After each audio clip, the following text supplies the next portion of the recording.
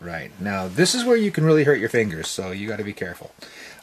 You could use the clamp for this stage too, but then or the vise for this stage too, but then you would have to rejigger the vise width, and I find that if you do that, it takes a lot of time.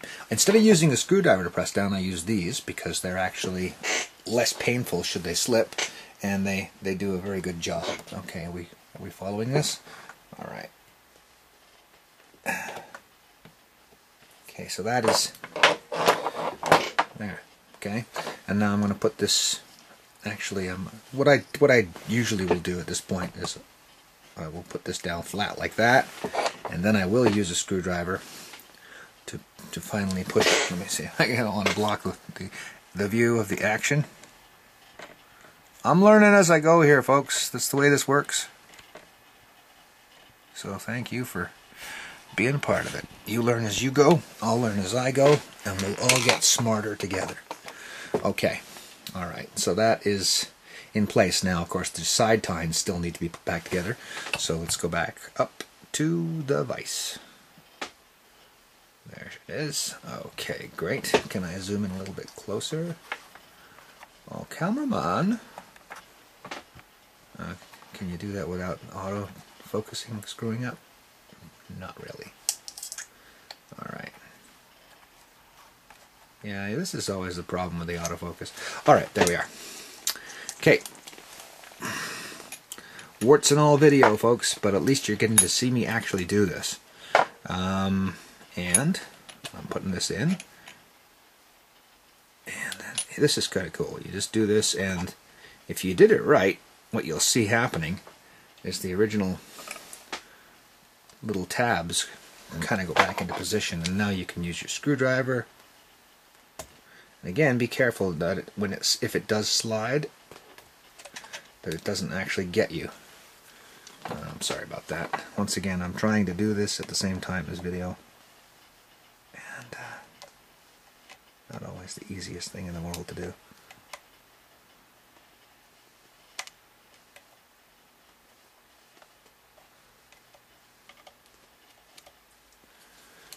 Okay.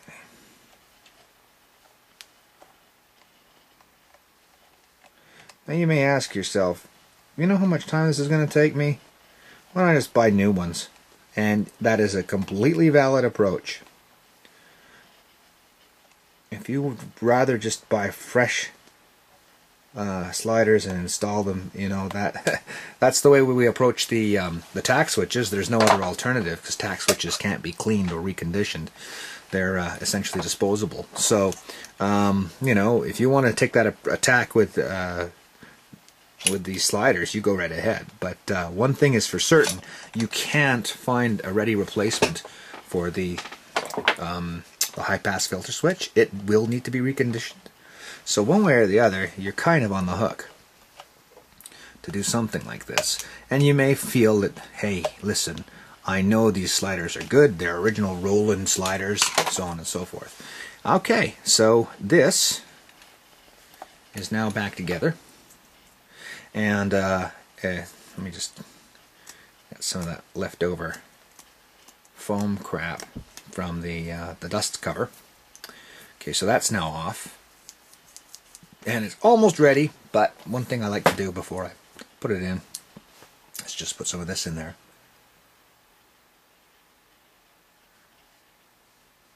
Oh, so careful. There we are. Just a little bit. It's so easy to have that spray can just go kaboom and fill the entire thing, and it will blow back in your face and all over your jacket or clothes, and you'll shout and yell and maybe swear. Well, I know I do. I swear a lot when that happens, and it's not pleasant. Okay, alright, so there we are. And that is a reconditioned slider. So, ready for reassembly. Here, why don't I do that? These guys aren't soldered in yet. They're basically just tacked. Now, once again, take a look. Because we actually did our homework on the part. See, we'll rotate this around. See, there's the way that works, they don't actually line up unless you have this going on. And did I make sure that these... this is something I didn't do, and now it's biting me in the backside.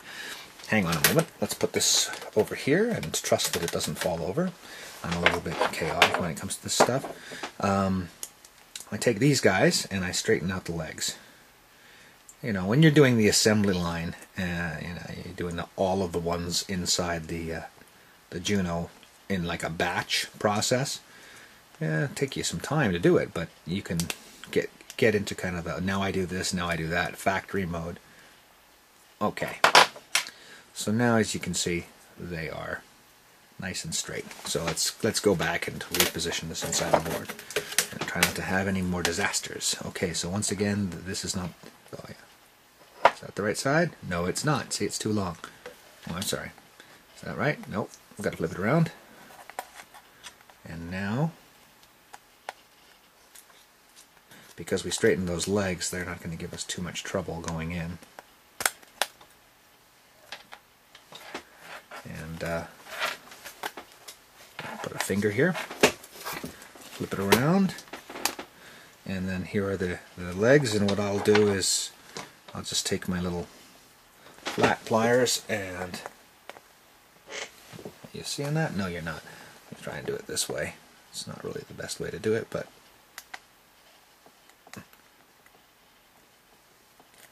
this is what you do. Try and show your stuff in real time.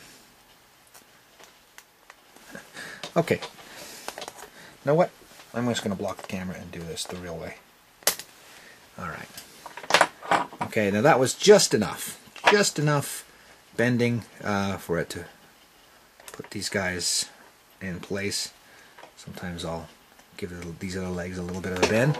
And now, that's one more slider in place. So you can see, it's all coming together rather nicely. Pretty amazing for that dirty, crapped up board we pulled out the other day. But that's what spending a bunch of time will do for you. I think you'll find that about everything in life. Take some time, do it right.